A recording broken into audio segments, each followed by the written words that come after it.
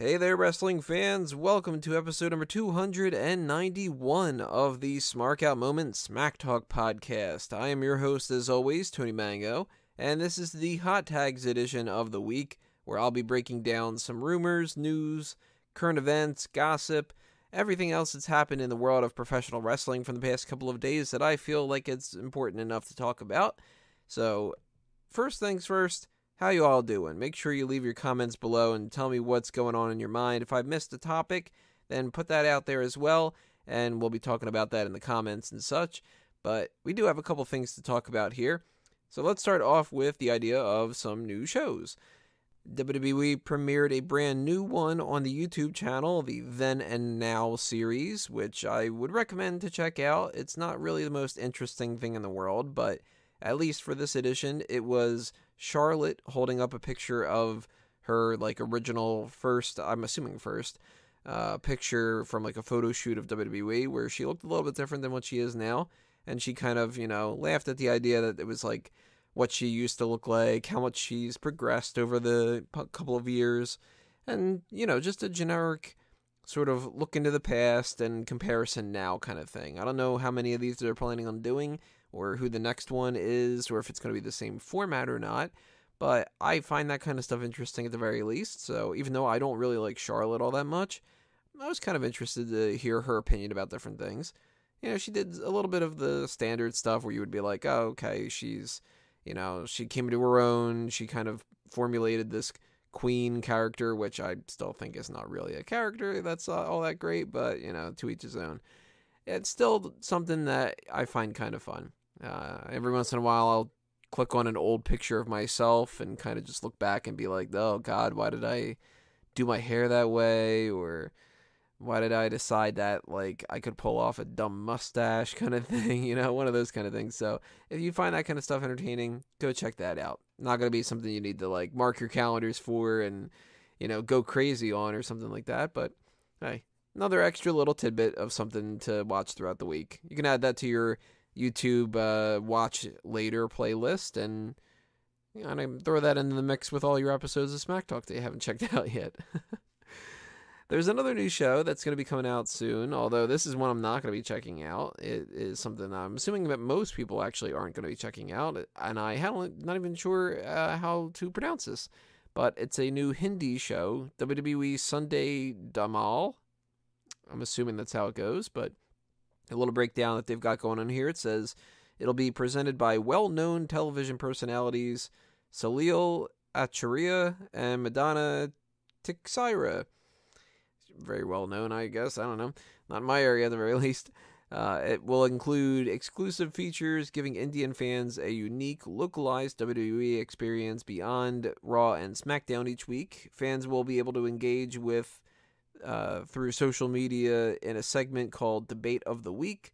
Viewers can share their opinions on Facebook and Twitter, and the best post will be displayed on the air. That's kind of something that they do a lot on, just that little ticker thing on WWE. The weekly show will also include trivia contests with chances to win WWE merchandise. WWE fans from the world of sports and Bollywood will also appear as special guests. So this does not appeal to somebody like me. I do not follow Bollywood. As culturally insensitive as this sound, I think that it's fucking stupid. Not even that it's not entertaining. I think it's dumb. But I'm not somebody who lives in India. And when you are in the southern regions of the United States, you like certain things more than in the northern regions. If you're from Canada, you like something different from France. It's just one of those things where this appeals to the Indian markets. Sure, go for it. I don't have to watch it. Nobody's forcing me to. Nobody's forcing any of you to either. But if that's something that you are interested in, it's another thing that you can check out. And as far as when it comes to adding a little bit of extra content to it, that's a way to maybe get some other people to tune in. Trivia contests and winning merchandise and doing stuff like that isn't something that they really do on all the other programming on WWE. You don't really see a trivia contest kind of thing on NXT or SmackDown or something like that. So, hey, it is a little bit something different. And I'm assuming that the social media segments of the Debate of the Week thing is sort of like an elongated version of the social media lounge. That could be kind of interesting. But this is really something that applies to one specific market for a specific country, and that's about it. Now, I'm kind of curious whether or not this has something to do with Jinder Mahal being the champion right now on SmackDown or not, and it might not be. I mean, we know that there's a tour that's going to be happening with India pretty soon, so that could be a factor, or it could just be that they're fucking bored and they want to have a brand new champion or something like that, or they could just legitimately like the guy. I'm personally souring on Jinder Mahal quite a bit, and I hope that they didn't just give him the belt because of something like this show, because I can't imagine that really being worth all the ratings and stuff, but we'll see how this pans out and stuff, and, you know, if something good comes out of that, maybe we'll see some other markets kind of catered to. Maybe there'll be like some kind of a German show or some kind of a UK related show or something. I don't know.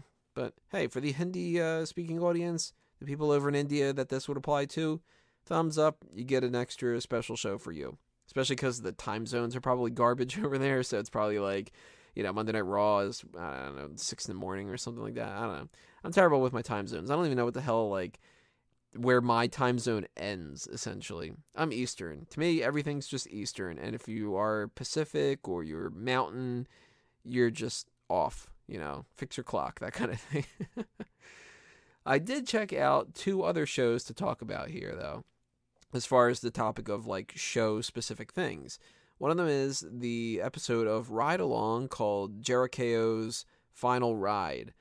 That was a hilarious episode. I've been talking always about different things, whether it's, like, Table for 3 or, you know, another episode of Ride Along or, like, a WWE 24, but I always try to give you guys a breakdown of whether or not I think that you should check it out and if it's worth your time, and, you know, just maybe a couple little highlights here and there. And I thought that this one was great, and I don't really want to give you many highlights because I really think that you should check it out, but I will mention one, and that's not only do we have Chris Jericho and Kevin Owens in one car, but we have one that has Corey Graves, Tom Phillips, and Nia Jax. And the funniest part about this whole episode, as far as I'm concerned, they are ragging on Byron Saxton. And there's a lot of material with Byron Saxton that I wasn't really necessarily aware of. I'll just mention 2 things off bat. But he lives with his parents still.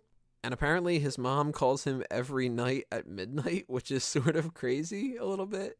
But then there's this whole thing about that he is very flirtatious with Nia Jax, and he's saying stuff like, "Can you come to my mom's for Thanksgiving dinner or something, and we'll make apple pie, and it'll make your toes sparkle like shooting stars." It's like, if this is not something that they put him up to, and this is legitimately how he talks to Nia Jax backstage, that's fucking hilarious. It's so awkward. But this gave me a newfound appreciation for Nia Jax. She's funny. And you know what? I think it's Peter who's asking if we were going to be checking out Total Divas when it comes to Alexa Bliss and Nia Jax for, I think it's a mailbag question, so I'm kind of getting ahead of myself. But I might actually watch an episode or 2 just to see what's going on with Nia Jax, because she's kind of funny. So I thought that this episode was great. I definitely recommend that you guys should check it out. But even more so, I think that you guys should check out Glow. And if you are unaware of what this is, Glow is a 1 season right now, at the very least. This is the first season. 10 episode, brand new show that just debuted a couple days ago on Netflix. And it deals with a mostly fictionalized, hyperbolic type of upbringing of the Glow organization. Now, I personally do not know much about Glow. I've never been the biggest fan of independent wrestling on really any kind of spectrum, but when it's very gimmicky and when it's predominantly a women's wrestling show and in an era that I don't like, you're kind of checking off almost all the marks of things that I wouldn't be all that interested in. But I had some people asking me whether or not I was going to be checking it out because it is wrestling related, and because Allison Brie is nude in the first episode, and Allison Brie is in my top 10 celebrities list for your kind of like the quote-unquote hit list, so to speak. She is gorgeous, and the fact that she's nude on there, I was like, you know what, I really got to check out this show at some point. But admittedly, that was one of the main reasons why. And I found myself in the first episode and in the second episode and the third episode really just wanting to continue watching it. I enjoyed it a lot. And I was watching Monday Night Raw this week, like a couple hours ago. I'm actually recording this episode of the Hot Tags at like 3:30 in the morning. So if I sound a little bit tired, a little bit like blah, that's kind of why I'm actually getting a little bit tired here. But all throughout watching Monday Night Raw on this episode, I was just thinking to myself, I had one more episode left of Glow, and I really was like preferring to just watch that instead, but I couldn't because I had to do the Raw coverage and stuff. But I liked this show quite a bit, and it's not one of those things where the problem of me not being that into some of the source material got in the way all that much. But it's also something that maybe part of the reason I liked it is because I do like the wrestling organization in general. Not the wrestling organization, the wrestling industry. See what I mean about me being a little bit tired? But that helped me kind of get into it a little bit more because there is a certain level of fandom that you need for certain things. I mean, you can like a superhero movie and not really like comic books. I don't read comic books because it's just a medium that I'm not really all that into. And I love superhero stories. So when you put it in a movie, then it ends up being a lot more entertaining to me. I don't really care all that much about, say, I don't know, Italian plumbing, but Super Mario games are fun. And if you kind of take that mentality where just because you are a wrestling fan, you might not necessarily like Glow, but even though you may not be a wrestling fan, first off, you're probably not listening to this podcast if that's the case, but just, humor me for a second here.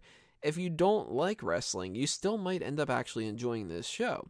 So keep that in mind with whether or not you are interested in checking out season 1 of Glow, because I do not care about the time frame that this is in, so I get nothing out of like, oh, they're playing under pressure in this scene, and that reminds me of the 80s and stuff. I was born in 87. I don't really have much mementos of the 80s. To me, I'm a 90s kid. So that doesn't take me back in any real regard.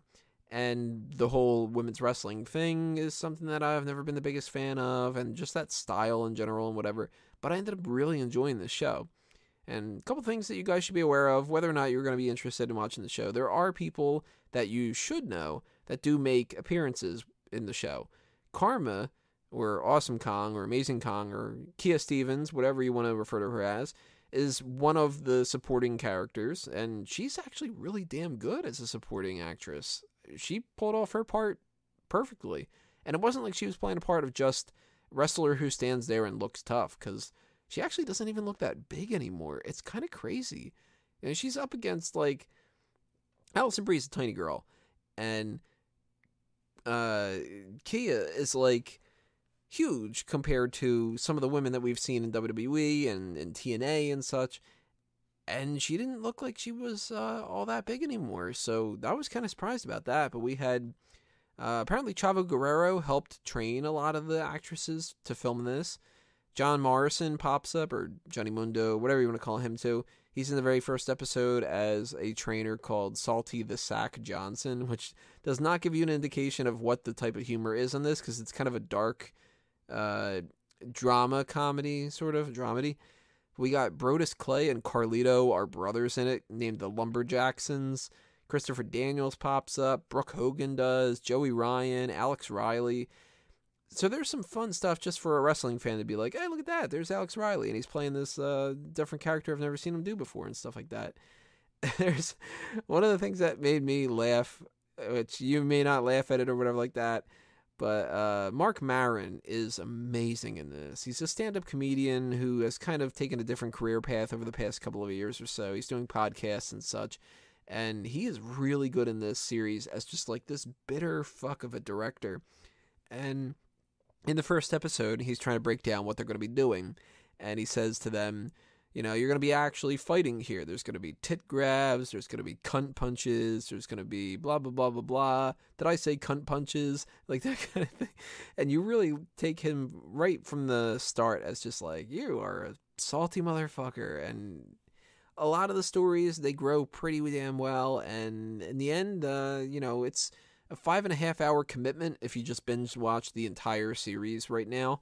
So I would suggest checking it out over the course of a week or something like that. If you got the time, maybe you're interested in it, go ahead and do it. Because I was pleasantly surprised by this, and if they release a season 2 at any point, definitely going to be checking it out.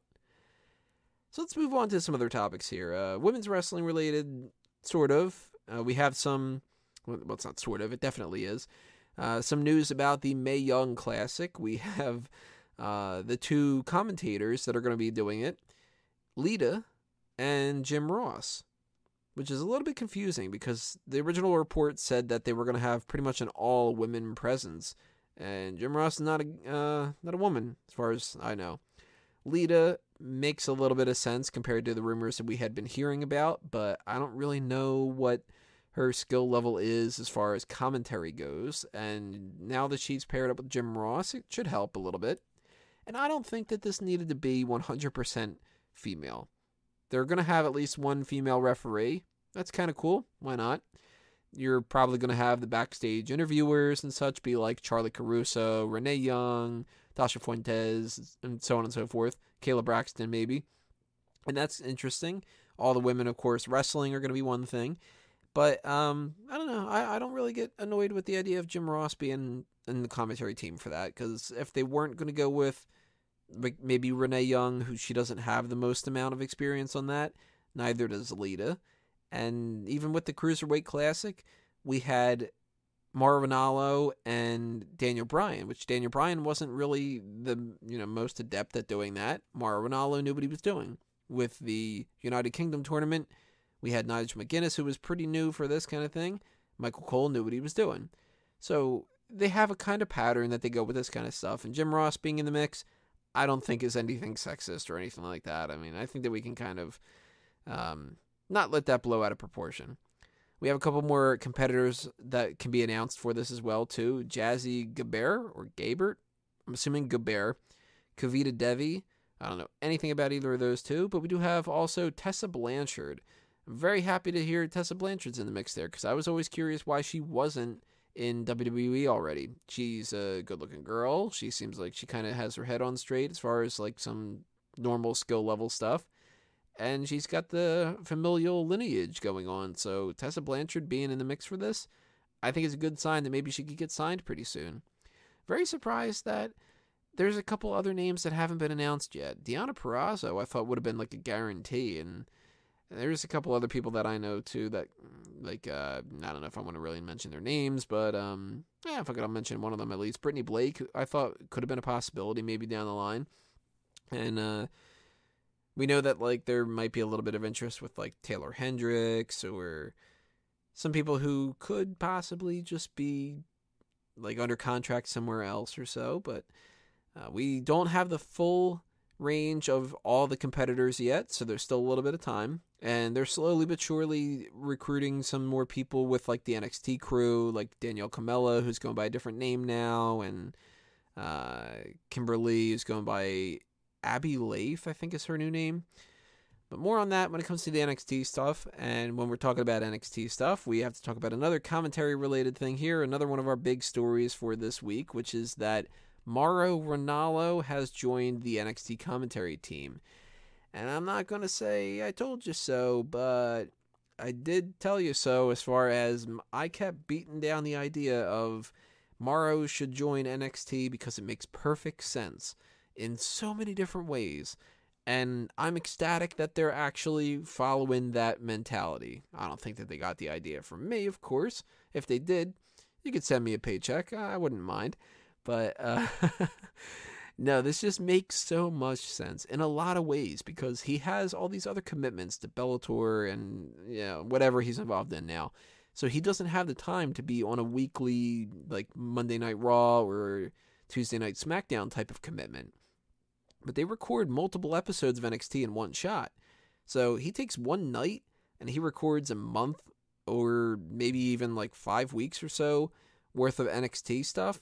That's a hell of a lot easier for Mauro Ranallo's schedule, which makes it easier for his bipolar tendencies not to act up and, not to downplay that, but it's like, any kind of less stressful environment that you can be in is going to be helpful too. So he also doesn't have to deal with JBL, which he seems to not want to necessarily say that's why he left, but everybody knows that's why he was leaving.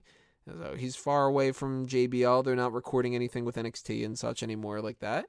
So he gets to avoid that stressor, and he gets to continue all his outside work, but he still ends up upgrading the commentary team because Tom Phillips is good. I think Tom Phillips is actually a better fit for SmackDown than Mauro was, but damn, NXT's commentary team is sucking, and Nigel McGuinness is not good enough to carry that team. I don't think he's really all that good at all. Percy Watson, not all that good at all. Mauro, if he's going to be commanding lead, he can help them sort of learn a little bit from him, and he can kind of take the reins and make it to where we get a little bit distracted from the fact that Percy and Nigel aren't that good. So I like that a lot. I think that he's a great person to kind of build up some more emphatic excitement for a lot of these younger people, because when you watch NXT, you do kind of get the feeling every once in a while that it is the minor leagues, because it is, and that's okay. But with Mauro Ranallo going apeshit over a bunch of stuff, that could end up making it seem a little bit more interesting when, like, a Steve Cutler comes out and he's just kind of like, okay, here's a breakdown of who Steve Cutler is and everything, and the Ely brothers, and he's like, they are, they have this kind of backstory to them and all that. I trust Mauro Ranallo to do a damn good job with NXT, so I think that this is a fantastic move for the PR persons involved, the political aspect as far as them not running into problems with, like, bullying, and just the overall entertainment quality of NXT. All around, great, fantastic move. Real quick mention to Paolo Cruz becoming a father and joining in with the brigade that we've been having recently. Everybody's having kids. Everybody's getting married. It's kind of crazy. Nothing really much to talk about in that regard. It's just congrats, and that's about it. I would not want to have a kid right now, but eventually I do want to have a kid. So I'm assuming that everybody that has a kid that somewhat planned on it, that they're in happy spirits instead of being like, shit, what do I do now? That kind of thing. So Mazel Tov to Paolo Cruz and his wife or girlfriend or whoever he ended up having this kid with. Rumors were going around that Paige and Alberto Del Rio broke up, although that seems to kind of be much ado about nothing, because she tweeted out, like, don't worry, guys, or everything's fine or something, and that kind of sucks. I was sort of hoping that would have been real, because I think that would have helped both of those out in the long run, because they're both crazy. And you put two ingredients of a powder keg together and eventually you get dynamite. And I don't think that that's going to work out all that well in the end for the two of them. So I think at the very least, Paige would be better off without Del Rio. Del Rio would be better off without Paige. And if they're not and they're better together, then by all means, stick together. I have talked about this couple too fucking much on Smack Talk, but hey, it was a story that was going around that seemed like the saga was eventually over. Figured I'd mention it one more time. But we're going to end things off with a little bit of talk about other crazy people, Vince Russo and Jim Cornette. Apparently it took all this time, all this effort, all this shit talking, and all the problems that they've had between each other for the past decades, whatever it was, for Vince Russo to finally file a version of a restraining order against Jim Cornette, which Jim Cornette had a hilarious response to this. He essentially said, fine then, I won't call his number that I don't know, and I won't go to his residence that I don't know, and I won't see his wife who I haven't seen in 15 years, and whatever like that. Eric Bischoff, of course, tweeted out saying, I rest my case, like, just this is proof, essentially, that Vince Russo's like he's like a problem here and crazy and whatever like that. This whole Russo-Cornette thing is hilarious. And I can't wait to figure out what the next step is going to be, because this seems like it would be the end of the saga, and I don't want it to end. I don't want anybody to, actually kill each other or anything crazy like that, but it's like, kind of want Jim Cornette to break the restraining order a little bit, maybe, kind of thing, for my own selfish gratification of seeing this feud continue. But that's it for this week, everybody, at least as far as 3:47 a.m. on Tuesday morning, the 27th goes. Make sure you leave your comments below and tell me what you think about these different topics. And as I mentioned before, if anything else crazy happens throughout the next couple of days, drop them in the comments below too, and maybe I'll get around to answering them if I don't push them over to next week's hot tags. But the next time that you're going to be hearing my voice is the rest hold and all the IWC outreach content, which may be going away in the future. I'm really kind of getting a little bit frustrated with that whole ask him and kind of looking at that as not really being worth my time all that much. So if you think that I need to continue that for some reason, then leave a comment below and tell me too, because right now I'm looking at the fact that we're on episode number 291, and I'm kind of thinking I don't really want to do ask hims anymore. We've been kind of doing that for almost 300 episodes, and it just doesn't have its pizzazz anymore. It's a little bit more of a chore than I want it to be, and I'm kind of looking to lighten my schedule a little bit, but that is the next time that you're going to be hearing me, at least for this week. Maybe not next week, I don't know. And, of course, our main event for this week is probably going to be recorded on Friday, which is going to be the mailbag for June for the questions that you guys have submitted. So if you want to submit anything for that, go ahead and do that as soon as possible, because we will be answering those pretty soon. We already have a pretty big list of questions, so I might be chopping them down a little bit. But, hey, if you end up sending something and it's more interesting than something else, then you'll win out. That's how that goes.